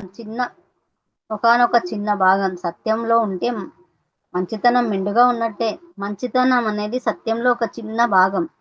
అంటే చూడండి సత్యం అనేది మనం చిన్నప్పుడు మేమేం జేస్తుంటిమంటే అమ్మమ్మ, నాన్నతోన ఉన్నప్పుడు చిన్నగున్నప్పుడంటే అంటే మంచి అలవాట్లు నేర్పిండ్రు అమ్మ, నాన్న అంతా. అంటే వచ్చినోళ్ళకి మర్యాద జేయడం, వచ్చినోళ్ళకి టీ ఇయ్యడము, కూర్చోమని చెప్పడము, వినయంగా ఉండడము పెద్దవాళ్ళతోన. పెద్దవాళ్ళొస్తే మాట్లాడడం వినయంగా అట్లా ఉండే అన్నట్టు. మంచితనం ఉండే. ఇప్పుడు అంటే వినయంగా మాట్లాడడం, వస్తే మర్యాద చేయడం అలా జరుగుతుంది. మంచితనం అనేది సత్యంలో ఒక చిన్న భాగం. ఎంత ప్రేమపూర్వకంగా మాట్లాడడము అంటే మా నాయన, మా అమ్మ ఎలా ఉండాలో మనకలా వచ్చినాయన్నట్టు గుణాలు. చూడండి ఒకానొక చిన్న భాగం. సత్యంలో ఉంటే మంచితనం మెండుగా ఉన్నట్టే. ఇప్పుడేమైందంటే మొత్తం సత్యంలో మెండుగున్నాయి మంచితనం అంటే. ఇప్పుడెలా ఉందంటే ఒక అసలు ఎంత అద్భుతంగా అంటే ఏది చెడు మాట్లాడడం, చెడు వినము, అమలకల కబుర్లు ఎక్కువ పెట్టం, అవసరమే లేదని చెప్పుకుంటాం. ఎలా అంటే ఆహ్, పెద్దవాళ్ళని చూస్తే గౌరవిస్తాము. అన్నీ, అన్ని మంచితనాలయిపోయినాయి. మెండుగా ఉంది అసలు. ఏది చెడు ఆలోచన చేయము. చెడు అనేది ఏది తప్పు అనేది ఏముండదు. సరైన దారిలో వెళ్ళడం, సరిగ్గా ఉండాలి. మొత్తాన్ని మంచితనం అంటే. మంచితనం అయింది, మొత్తం మెండుగా ఉన్నట్టే. నిజంగా అంటే మెండుగా ఉంది ఇప్పుడు మంచితనం. అన్నీ ఎలా అంటే హ్మ్, చెడు చూడొద్దు, చెడు మాట్లాడొద్దు, చెడు వినొద్దు అంటాడు ఉమామహేశ్వర సారు. అంటే చెడు చూడం అసలు. చెడు ఏం అవసరం చెప్పు, ఎవరైనా గొడవ పడుతుంటే మనకు సంబంధం లేదన్నట్టుంటాం. ఎప్పుడు చూసుకోం మంచి యూట్యూబ్‌లో చూసుకోము, మంచి మంచివి ధ్యానం క్లాసులు వినడము, ఇవే చూస్తామండి. మంచి బుక్స్ చదవడం, ఇవే వినడం గూడా ఇవే, మాట్లాడడం ఇవే, చేయడం ఇవే. మొత్తం లైఫ్ అంతా ఇదే అయిపోయిందంతా. అంటే చూడు మంచి మంచివి చూడడం, మంచితనం మెండుగా అయిపోయిందన్నట్టు అంతే ఇగ దీంట్లోకొస్తే. అది మంచితనం, అది ధ్యానంలో లేకపోతే ఏదో ఒక భాగం ఉంటుండే. చిన్న భాగం మంచితనం అనేది. ఏదో ఇంటికొస్తే మర్యాద చేయడం, వాళ్ళని వినయంగా కూర్చోమనడం, కాపీయం, తినడం అని చెప్పడము, పెద్దవాళ్ళొస్తే గౌరవించడం, ఇలా ఉంటుండే మంచితనం అంటే వినయంగా ఉండడం. ఇప్పుడు మొత్తానికి అన్నీ మంచితనం నిండిపోయినాయన్నట్టు ధ్యానంలో వచ్చినంక. మీరు మీ పిల్లల్ని జ్ఞానం ఇవ్వాలని అనుకున్నప్పుడు ఇది సత్యము, అది సత్యం అని చెప్పడానికి బదులు వాళ్ళు సత్యం వైపు వెళ్ళే దారి అంటే సాధన గురించే చెప్పండి అంతే. మీరు మీ పిల్లలకంటే నా ఇంతకుముందు ఏం చేస్తుంటేనంటే మా పిల్లలకు అలా ఉండాలి, ఇలా ఉండాలి అని చెప్తుంటే, ఇంకోటి ఇప్పుడు ఉమామయ్య సార్ చెప్పినాక ఏమైతుందంటే ఇప్పుడు ఏమి చెప్పను. వాళ్ళ ఆత్మ ఎలా వచ్చిందో డిజైన్ తీసుకొని, వాళ్ళు ఎలా ఏమనుకున్నారో ఏమో అని అనుకుని, ఇప్పుడు ధ్యానం గురించి ఒకటే. మమ్మీ ధ్యానం చేద్దామా? టైం అయిందా? నైట్ అయిందా? ధ్యానం చేద్దామా? ఉదయం అయితే ధ్యానం చేద్దాం. అంతే తప్ప ధ్యానం చేయమని చెప్తా, క్లాసులు పెడతా సార్ ఉమామహేశ్వర్ సార్. అంతే తప్ప వేరే ఏమి చెప్తలేనిప్పుడు. వాళ్ళు అద్భుతమైన జ్ఞానంలో ఉన్నారు ఆల్రెడీ. నాకే చెప్పేంత స్థితి ఉందామెకు. చూడండి, ఇది సత్యం, అది అసత్యం అంటే పిల్లలు కన్‌ఫ్యూజ్ అయితారసలు. మెయిన్ సాధన చేస్తే చాలు. సాధన చేస్తే ఆటోమేటిక్‌గా వాళ్ళు వినగలుగుతున్నారు, చేయగలుగుతున్నారు. మనమే ఆ పిల్లల్ని కన్‌ఫ్యూజ్ ఇంతకుముందు పిచ్చిలాగా ఎగబడుతుండే. అది విను, ఇది విను, అక్కడ వెళ్దాం, ఇక్కడ వెళ్దాం అని. చూడండి ఆ పిల్లలకి ఇష్టం లేకపోతుండ్రు, రాకపోతుండ్రసలు. వినకపోతుండ్రి. క్లాస్ ఉందంటే అమ్మ వల్ల నేను అంటుండే. నువ్వు విను అంటుండే. నేను వినేది మస్తుంది అంటుండే. ఇప్పుడు ఏం లేదు, ఇట్లా క్లాస్ ఉంది మమ్మీ అంటే అయిపాయే ఇంటది. ధ్యానం చేద్దామా? చేద్దామమ్మా. నాకంటే ముందు చెప్తదమ్మా, అమ్మ ధ్యానం కూర్చుందామా అని. చూడండి ఏమి గురించి చెప్పను ఇప్పుడు. ధ్యానం ఒక్కటే, సాధన గురించి ఒక్కటే చెప్తా అంతే. ధ్యానం చేద్దామమ్మా అని. స్కూల్‌కి పోతే కూడా అమ్మ ధ్యానం చేయమ్మంటే, చేస్తా అమ్మ అని. మీ పిల్లలకి ఆ జ్ఞానం ఇవ్వడం ఉన్నప్పుడు ఇది సత్యం, అది సత్యం అని చెప్పడానికి బదులు వాళ్ళు సత్యం వైపు వెళ్ళే దారి అంటే సాధన గురించే చెప్పండి. చూడండి ఇప్పుడు అదే చెప్తున్నా, పిల్లలు అద్భుతంగా చేంజ్ అయితున్నారు అంతే. మా చిన్న పిల్ల అప్పుడు అది చెప్తే ఇది చేయకుండే. ఆటోమేటిక్ నైట్ ఇప్పుడు కూర్చుంటది అంతే. ధ్యానం కూర్చుని మహాభారతం అన్నా, రాధాకృష్ణయ్య అన్న చూసి ధ్యానం చేసి పడుకుంటది అంతే. కొత్త సంవత్సరం రావడం కొత్త సంవత్సరం రావడం వల్ల ఆనందమా? లేక సంవత్సరం ఆనందప కొత్త సంవత్సరం రావడం వల్ల ఆనందమా? లేక కొత్త సంవత్సరం అనుకోవడం వల్ల ఆనందమా? అయితే రోజు కొత్తగా అనుకుని ఆనందంగా ఉండొచ్చు కదా! ఎందుకీ అనవసర పాత దుఃఖం? చూడండి, ఎంత 31st వస్తే ఎంత గ్రాండ్‌గా సెలబ్రేషన్ చేసుకుంటారో అందరూ అసలు. సంవత్సరం అంతా అదే రోజు గ్రాండ్‌గా పార్టీలు, కొత్త డ్రెస్‌లు, మంచిగా పార్టీలు చేసుకోవడం, తాగడం, తినడం ఎంత కొత్తగా చేస్తారంటే, ఎంత హ్యాపీగా చేస్తారంటే చూడండి. నిజంగా అంటే ఆ రోజే 31st ఒకటి కొత్తగా గాదు. ప్రతిరోజు కొత్త దినమే వస్తుంది. ప్రతి నిమిషం కొత్తగే. నువ్వు ఎనర్జీ‌లా నువ్వు అంటే కొత్తదే వస్తుందది. ప్రతి నిమిషం, ప్రతిరోజు, ప్రతి గంట, ప్రతి నిమిషం, ప్రతి సెకండ్ గూడా కొత్తయే వస్తుంది. నిజంగా అంటే రోజు చూడండి, నేను వెళ్ళిపోతున్నట్టు కొత్తయే వస్తుంది గదా! మాట్లాడినట్టు క్షణాలు. కొత్త సంవత్సరం ఒకటే చేసుకుంటారు. గ్రాండ్‌గా సెలబ్రేషన్ చేసుకుంటారు అప్పుడు. అప్పుడు మేము అనుకునేవాళ్ళం కొత్తగా ఆహా! ఈరోజు 31 అయిపోతుంది. రేపు జనవరి 1 వావ్! కొత్త సంవత్సరం అనుకుంటుంటిమి. కానీ ఇప్పుడైతే రోజు కొత్తగా అనిపిస్తుంది మాకు. కొత్త ఆలోచనలు, కొత్తగా మంచిగా బుక్స్ చదవడము. అంటే ప్రతి క్షణము కొత్తదే వస్తుందిప్పుడు. కొత్త రోజులొస్తున్నాయి. రోజు కొత్త, ఏం పాత లేదు గదా! 31 ఒకటే కొత్తది గాదు. ప్రతిరోజు, ప్రతి గంట, ప్రతి నిమిషం, ప్రతి సెకండ్ కొత్తదే వస్తుంది. వెళ్ళిపోతూనే ఉండాలి, ఇట్లా ప్రయాణం వెళ్ళిపోతూనే ఉంది. చూడు, అదంతా అలా ఉంటే ఇంకా అయిపోతుంది, దుఃఖమే ఉండదు. పాత దుఃఖం ఎందుకు ఉంటుంది చెప్పు. అయితే కొత్త సంవత్సరం అనుకున్న ఆనందం ఉండొచ్చు కదా, ఎందుకు ఈ అనవసరం పాత దుఃఖం? కొత్త సంవత్సరం రావడం వల్ల ఆనందమా, లేక కొత్త సంవత్సరం అనుకోవడం వల్ల ఆనందమా? అయితే రోజు కొత్తగా అనుకున్న ఆనందం ఉండొచ్చు కదా. కొత్త సంవత్సరం రావడం వల్ల ఆనందం, కొత్త సంవత్సరం అనుకుని ఆనందపడుతుండ్రు, వస్తుందని. 31st కొత్త సంవత్సరం వచ్చింది వెళ్ళిపోతుందని ఆనందపడు, తర్వాత కొత్త సంవత్సరం వస్తుందని జనవరి 1కు ఆనందం. అదొక్కటే మళ్ళీ తర్వాత వాళ్ళకు గుర్తుండదు. మళ్ళీ 31st వస్తే, డిసెంబర్ 31st వస్తే మళ్ళీ కొత్త సంవత్సరం గుర్తుకొస్తుంది. కానీ ఇప్పుడు మాకు ప్రతిరోజు కొత్తగా అనిపిస్తుంది. ప్రతిరోజు, ప్రతి గంట, ప్రతి మంత్ కొత్తవే మొత్తం. చూడండి, ప్రతి సెకండ్ కొత్తయే వస్తుంది. ఎంత కొత్తదనంలో వెళ్ళిపోతున్నామంటే అంత వెళ్ళిపోతున్నాం. ఎంత అద్భుతమైంది చూడు. ఇంకా దుఃఖమే ఉండదు అసలు, పాత దుఃఖాలే రావు అసలు. ఇంకా ఇతరులపై ఎంత ధ్యాస పెడితే అంత దుఃఖం, మనపై ఎంత ధ్యాస పెడితే అంత ఆనందం. అంటే ఇతరులపై ధ్యాస అంటే ఇప్పుడు నేను అందరిపైన ఇప్పుడు ధ్యాస పెట్టడం కాదు. ఇప్పుడు ఒక ఏళ్ళు ఇలా చూస్తే 3 ఏళ్ళు నన్ను కనిపిస్తాయి అన్నట్టు, నాకు నేను ఎత్తి చూపుతున్నాయి. ఇప్పుడు దృష్టి మొత్తం, నా మనసు దృష్టి ఎవ్వరి పైన కాదు, నా పైన నేను ఇట్లా మలుచుకున్నా. నేను ఎవరిని జడ్జిమెంట్ చేయరాదు, ఎవరిని కాంప్లైంట్ చేయరాదు, అమలకల కబుర్లొద్దు, ఏమొద్దు. నా ఆత్మ ఎదుగుదనం నేను ఎదగాలి, నా ఆలోచనలు సరి చేసుకోవాలి, నా ఆలోచనలే నా జీవితం అంతే అని ఎవ్వరి మీద కంప్లైంట్ చేయకుండా, జడ్జిమెంట్ చేయను, ఏమీ చేయను. చేసిన అలవాట్ల పొరపాటు అది 100% ఉంటే ఇప్పుడు 5%, 10%. అప్పుడు కూడా నాకు ఎరుకలో వస్తున్నా నేను. అంటే ఇది తప్పా కరెక్టా, నేను చేయొచ్చా చేయరాదా, చేయరాదు, అయితే ఇది కూడా నేర్చుకోవాలి, ఇక్కడ ఇది కూడా చేయరాదు అని పూర్తిగా చేయకుండా ఆపేస్తున్నా అన్నట్టు.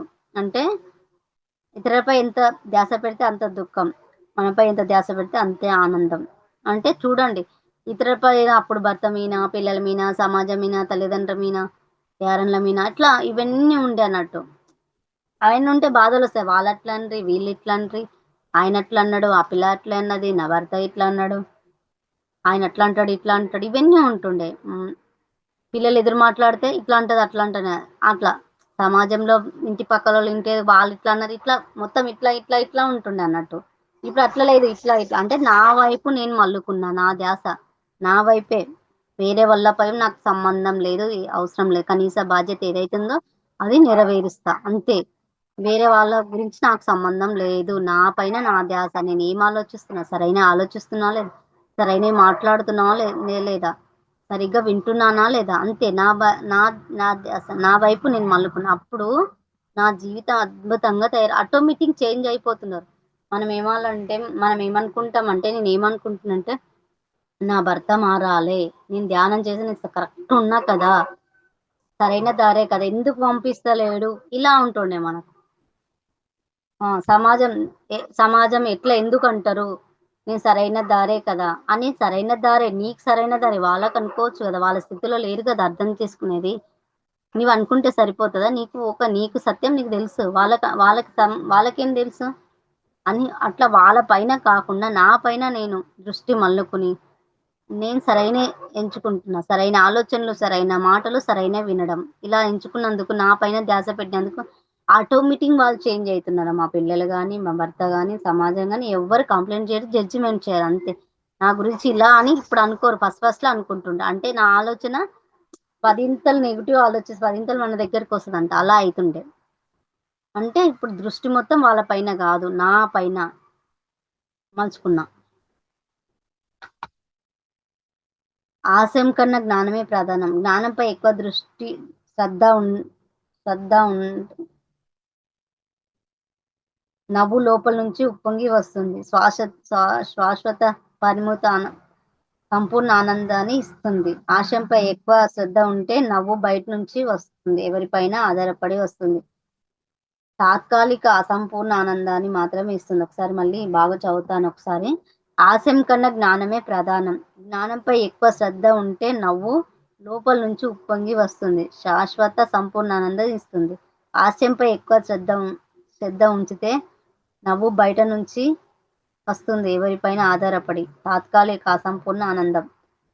ఆనందం మన శాశ్వత ఆనందం కావాలంటే మనం బుక్స్ చదవాలి. బుక్స్ చదువుతాను. నాకు శాశ్వతమైన ఆనందం కావాలి. దేనివల్ల వస్తుంది? సార్ ఏమంటారంటే యోగుల వల్ల వస్తుందంటాడు. యోగుల పుస్తకాల వల్ల, యోగుల జ్ఞానం వల్ల. ప్రతిసారి బుక్స్ చదవడం, ప్రతిసారి క్లాసులు వినడం, ఉమ్మాయి సార్ క్లాసులు వినడం, బుక్స్ చదవడం, పిఎంసి దాంట్లో ఛానల్‌లో గొప్ప గొప్ప మాస్టర్ క్లాసులు వినడం వల్ల వస్తుంది. అదే ఆశంపై ఎక్కువ దృష్టి అంటే నవ్వుపై ఎక్కువ అంటే నవ్వు లోపల నుంచి వస్తుంది. శాశ్వతంగా ఆనందం ఉంది మనకు. ఇది జ్ఞానం వల్ల. బయట నవ్వు బయట నుంచి వస్తే ఏమైతుందంటే ఏదో చిన్న చిన్న అదేమంటారు 'జబర్దస్త్' ప్రోగ్రామ్ 'చమక్ చంద్రయి' చూసి ఇంకా ఇంకా చాలా ప్రోగ్రామ్ డీ ప్రోగ్రామ్‌లు కామెడీ చూడడం వల్ల వస్తుంది ఓకే. ఆశం. కానీ బయట నుంచి ఏదో కొద్ది శాశ్వత ఆనందం గాదు. అల్ప సంతోషం అంతే అది.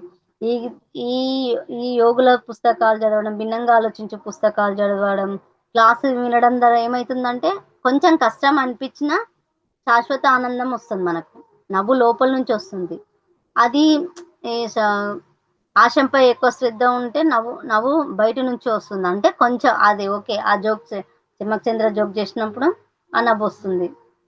'స్టార్ మహిళ' ఏమన్నా అదేమంటారు 'సుమ' జోక్ చేసినప్పుడు వస్తుంది. ఇట్లా కామెడీ చూసినప్పుడు అప్పుడు కొద్దిసేపే నవ్వుతాం. కానీ నవ్వు లోపల నుంచి వస్తే యోగుల పుస్తకాల నుంచి, భగవద్గీత నుంచి దీనివల్ల వస్తుంది. శాశ్వత ఆనందం. నవ్వు లోపల నుంచి వస్తుంది. శాశ్వతంగా ఉంటది. బయట నుంచి అంటే చిన్న చిన్నవి ఇవి ఏమంటారు?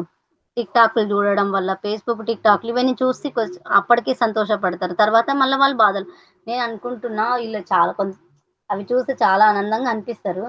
ఆనందంగా అనిపిస్తే ఈళ్ళు మాకంటే ఈళ్ళే ఆనందంగా ఉన్నారా అనిపిస్తుందంట. తర్వాత ఏమన్నా సిట్యుయేషన్ వచ్చినప్పుడు వాళ్ళు బాధపడుతూ ఉంటారు. చాలా విపరీతంగా దుఃఖంలో వెళ్ళిపోతారు. ఇదేందిరబ్బా! ఈళ్ళు చూస్తే ఆనందంగా ఉంటారు. ఒకసారి బాధలో.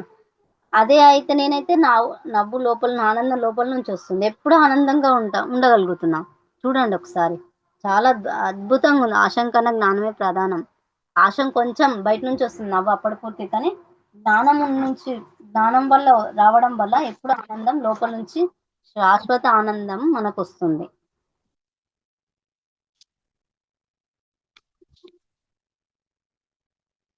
ఇతరుల ఎదుగుదలను చూసి ఆనందించడం, ఆశీర్వదించడం నేర్చుకోవాలి. అప్పుడే మన ఎదుగుదల మరింత సులభం అవుతుంది. గుర్తుంచుకోండి. ఇతర ఎదుగుదల చూడండి. అంటే ఇంతకుముందు కిరాణం షాప్ ఉండే మాది. కిరాణం షాప్ ఉంటే ఏం చేస్తుంటంటే మా పక్కలనే ఉండే కిరాణం షాపు మాదొకటి. 2 షాపులు ఉండేనండి. మా ఎదురుగా. ఎదురంటే కొంచెం పక్కలైతది. అప్పుడు నాకు ఆ జ్ఞానం లేదు ఇట్లా. అంటే నేను ఈడికొచ్చి ఎప్పుడన్నా ఈడికొస్తుండే ఉద్దరికి నగదైతే అక్కడ అవుతుండన్నట్టు. వాళ్ళనేమంటుంటంటే వాళ్ళు, "ఈడెందుకు తీసుకోవు? మా షాప్ కాడ తీసుకోవచ్చు గదా! నేను ఉద్దెరియను నీకు" అని అనడం జరుగుతుండే. వాళ్ళెవ్వరైనా పోనీ. "ఎందుకు మా షాప్‌లో లేవా మేమియ్యమా? ఎక్కువ రేట్ ఇస్తామా? ఎందుకు పోయినావు ఆడ? నేనిస్తలేను పో" అని చెప్తుంటా. ఆడ తీసుకొస్తే కుళ్ళుగుంటుండే. ఆడ తీసుకొని వచ్చిండు చూడు ఏమేమి తెచ్చిండో పిండి, బెల్లం, రవ్వ, సబ్బులు అన్నీ కూడా తెచ్చిండు. అట్లా చూసి అట్లా కుళ్ళుండే అన్నట్టు. ఇప్పుడు అట్లా లేదు మొత్తం చేంజ్ అయిపోయింది. అంటే అట్లా ఉండడం వల్ల అయితే నా షాప్ అసలు నడవనేకుండన్నట్టు. లో అయితుంది. మొత్తం లో అయింది. ఇంతకుముందు కూడా చెప్పాను కదా! చాలా ఇంత నడవకపోతుండే అన్నట్టు. ఇతరులు ఎదుగుదలను చూసి ఆనందించడం, ఆశీర్వదించడం నేర్చుకోవాలి. అప్పుడే మన ఎదుగుదల మరింత సులభం అవుతుంది. చూడండి అలా ఏడన్నా తెస్తే దూరం పోయి తెస్తుండ్రి కొందరు. అంటే ఆడ తెచ్చిండ్రు కదా! ఆడనే తెచ్చుకోపోండి. ఉద్దెర కూడా ఆడనే తెస్తారు చూడు. మాతోనికెందుకొస్తారు అని అంటుంటారు. అట్లా ఇప్పుడు అలా లేదు. ఏడన్నా త్యాని. ఎవ్వరైనా ఓకే. మనం ఒక్కరే రూపాయి తినకంటే ఆటనాటన తింటే అంతే. ఏం అవసరం లేదు. 3 పూటలు తినడానికుంది. ఉంది చాలు. వాళ్ళు బతకని నేను బతుకుతా అంతే. ఎవ్వరికి భాగ్యం ఎంతుందో అంత. అంటే వాళ్ళు ఇప్పుడు తెచ్చినా సంతోషంగా చూడడము, వాళ్ళు ఎళ్ళిపోతుంటే ఇట్లా చూడడం సంతోషంగా. చాలా మంది ఏమంటారంటే ఆడ పెట్టిండ్రు, ఈడ పెట్టిండ్రు గిరాకీ అయితదని అంటుండ్రన్నట్టు. ఇప్పుడు ఆడ పెట్టిండ్రు షాపులో ఈడనే పెట్టిండ్రు అంటే పెట్టని. ఎవరిష్టం వాళ్ళది. అందరికి పెట్టుకునే హక్కే ఉంది. అమ్ముకునే హక్కు ఉంది. అందరూ బతకాలి కదా! అని ఇప్పుడు అలా పెడితే మంచిదే ఇంకా మంచిది అని అంటుంటన్నట్టు. అంటే ఇప్పుడు అంటున్నా. అలా చూడండి ఇప్పుడు అస్సలు కుళ్ళుతత్వం అనేది లేదు. ఈ కుళ్ళుతత్వం లేదు. చూసి ఆశీర్వదిస్తా మంచిగా గిరాకులైతే చూడడం, సంబరపడడం. బట్టల షాప్‌లో ఆడ ఉంది. బజార్‌కి పోయేటప్పుడు వాళ్ళ మంది ఉంటే, అబ్బా! మంచిగుంది. మంచిగా తీసుకుంటున్నారు అని సంబరపడడం. అంటే చూడు ఒకరి ఎదుగుదల చూసి మనం సంతోషపడితే మనకవన్నీ రావన్నట్టు. ఇప్పుడు అన్నిటికి అన్నీ ఉన్నాయి. డబ్బుకు డబ్బు, ఆహ్, మనసు ప్రశాంతత, భర్త మంచిగా స్వేచ్ఛ ఇవ్వడము. ఇలా అన్నీ జరుగుతూనే ఉంటాయి ఆటోమేటిక్‌గా. అంటే చూడండి ఇతరుల ఎదుగుదలను చూసి ఆనందించడం, ఆస్వాదించడం నేర్చుకోవాలి. అప్పుడే మన ఎదుగుదల మరింత ఇప్పుడు అలా లేనందుకు నా చేంజ్ అయిపోయినందుకు నా ఆలోచనలు మొత్తము నా ఎదుగుదల ఆటోమేటిక్‌గా అది అయితనే ఉంది అసలు. చూడండి. ఎంత అజ్ఞానంలో ఎంత మూర్ఖంగా మనం ధ్యానంలోకొచ్చినా గూడా చాలా మూర్ఖంగా ప్రవర్తిస్తుంటామంటే, జోగులే క్లాసులు విని ఆచరిస్తేనే మనము చాలా చేంజ్ అయితే వస్తదనమాట. వస్తువులు వస్తువులను, వ్యక్తులను ఏరుకోరి సరైనవే ఎంచుకుంటాం. అలాగే ఆలోచనలు కూడా సరైనవి ఎంచుకుంటే, అలవాటు చేసుకుంటే జీవితం ఎంత అత్యద్భుతంగా తయారవుతుందో చెప్పనలవి కాదు. చూడండి మనము ఏం జేస్తామంటే నేనేం జేస్తా నేను క్వాలిటీ చూస్తామన్నట్టు ఏ వస్తువు కొన్నా. అంటే ఫ్రిడ్జ్ గొన్నా, క్వాలిటీ చూస్తాం గదా! అందరం అంతే ఇంగ. కుక్కర్ గొన్నా, స్టవ్ గొన్నా, బట్టలు కొన్నా, ఏవి కొన్నా మనము క్వాలిటీ చూస్తాం. మంచి క్వాలిటీ ఉన్నాయా లేదా? ఇప్పుడు పెళ్ళిళ్ళు చేసుకుంటే పిల్లగాడిని మంచిగుందా గుణము, వాళ్ళ తరాలు ఇట్లా 7 తరాలు జూసి అట్లా తీసుకుంటాము. వాళ్ళ ఫ్యామిలీ బావున్నారా? వాళ్ళ చుట్టుపక్కల ఫ్యామిలీ బ్యాక్‌గ్రౌండ్ బావుందా? అన్నీ చూస్తాము. ఏరి కోరి వస్తువులను గాని, వ్యక్తులను గాని ఏరి కోరి ఎంచుకుంటామన్నట్టు. ఏ వస్తువు కొన్నా మనం జూడండి ఏ వస్తువు కొన్నా ఫ్రిడ్జ్‌తో సహా, టీవీతో సహా, కుక్కర్‌తో సహా, ఫోన్‌తో సహా ఇయన్నీ ఏవైనా సరే మంచి క్వాలిటీ వస్తువులను ఏరి కోరి మనం తీసుకుంటాము. ఈ కంపెనీ బాలేదు ఇంకో కంపెనీ, ఇది బాలేదు ఇంకా వేరే కంపెనీ, ఆ కంపెనీ అంటే ఐఎస్ ముద్ర. మంచి స్టీల్‌వేమన్నా ఉంటే ఐఎస్ ముద్ర ఉంటే తీసుకుంటాం. మంచిగా ఉంటాయన్నట్టు అని అంటారు ఐఎస్ ముద్ర ఉంటే. ఇప్పుడు ఏ వస్తువులు కొన్నా బండి కొనాలంటే మంచి క్వాలిటీ తీసుకుంటాం. ఫ్రిడ్జ్ కొనాలంటే మంచి క్వాలిటీ, కారు కొనాలంటే మంచి క్వాలిటీ తీసుకుంటాం. ఏరుకోరి తీసుకుంటాం మంచిగుండాలని. పిల్లల్ని గూడా అంతే. ఆడపిల్లలు గాని, మగపిల్లలు గాని మంచి వ్యక్తులు ఏరుకోరి తీసుకుంటాం. కానీ సరైన ఆలోచనలు కూడా సరైనవి ఎంచుకుంటే, అలవాటు చేసుకుంటే జీవితం ఎంత అద్భుతంగా తయారవుతుందో చూడండి. ఆలోచనలు చేంజ్ చేసుకోవాలన్నట్టు. ఆలోచనలు సరైన ఆలోచనలు ఎంచుకుంటున్నా. అంటే నేను సరైన ఆలోచనలు ఎంచుకున్నానటు. జడ్జిమెంట్ చేయరాదు, కంప్లెయింట్ చేయరాదు, ఎవరి తప్పొప్పుల గురించి ఏమి చేయరాదు. ఎవరైనా అట్లా కూర్చుంటే మనం ఇంతకుముందు ఏం చేస్తుంటినంటే అమ్మలక్కల కబుర్లతోని వాళ్ళ గురించి, వీళ్ళ గురించి ఆ కోడలు అట్లుంది, ఈ కోడలు ఇట్లుంది, వాడట్లుండు, వీడిట్లుండు ఇవన్నీ మాటలు ఆడుతుంటే వాళ్ళతో గుంపులో గోవిందంలాగా పెడుతుంటిమి. అలా కాదు. భగవద్గీతలో ఏం చెప్పిండు శ్రీకృష్ణుడు దానిలో నడుచుకోవడము, భిన్నంగా ఆలోచించి ఏం చెప్పిండు ఉమామహేష్ సార్ ఏం చేసిన ఏం చెప్పిండు అవి నడుచుకోవడం జరుగుతుంది. పీఎంసీ సార్ క్లాసులు వింటే ప ప అదే పత్రి సార్ క్లాసులు వింటే ఆయన ఏం చేసినా ఎలా ఉండకూడదు. అసలు నకారాత్మక మాటలు మాట్లాడకూడదంట. అంటే సార్ అంటాడు. అంటే అదేం ఏదో ఉంది సారు అంటే సరైన మాటలు మ్యూజిక్ గురించి చెప్పిండన్నట్టు. అపశృతులొద్దు. స్వశృతులే వద్దు. అపశృతులు మాట్లాడకూడదంట. అంటే చూడండి సరైనవి మాట్లాడాలి. సరైన ఆలోచనలు చేయాలంటే భగవద్గీతలో ఏముంది? అదే ఇంతకుముందు చెప్పినా గదా! ఆహ్, దేహ దృష్టి, మనోదృష్టి, ఆత్మదృష్టి ఇవన్నీ గుర్తు చేసుకోవడము. ఇంకా శత్రువు శత్రువు ఊరిలో ఉంటే ప్రమాదము, ఇంట్లో ఉంటే ప్రమాదము. మన మన హృదయంలో ఉంటే అంతకంటే ఎక్కువ ప్రధానమంట. ప్రమాదమంట. అట్లా గుర్తు చేసుకోవడం. అంటే మనం హృదయంలో ఉంటే ఏమైతుందంటే, మనని ఏరుపురుగులాగా మనల్ని తినేస్తూ ఉంటదన్నట్టు. మనకే నష్టము. హృదయం నిర్మలంగా ఉండాలంట. హృదయ నిర్మలం. శ్రీకృష్ణ భగవానుడు చెప్తాడన్నట్టు. రాగద్వేషాలు ఏవుండకూడదంట. కోపాలు, రాగద్వేషాలు అన్నీ అంటే అన్ని ఆశలు వదులుకోవాలంట. అహంకారం అసలు ఉండకూడదంట. స్థితప్రజ్ఞత ఉండాలంటే అహంకారం ఉండకూడదంట. చూడండి స్థితప్రజ్ఞత అంటే సమానంగా తీసుకోవాలంట. సుఖదుఖాలు సమానంగా. అంటే ఎప్పుడు నువ్వు ఆనందంగా ఉండాలి. ఇవన్నీ గుర్తు చేసుకోవడం జరుగుతుందన్నట్టు. సరైన ఆలోచనలు ఎంచుకోవడం జరుగుతుంది. Thank you.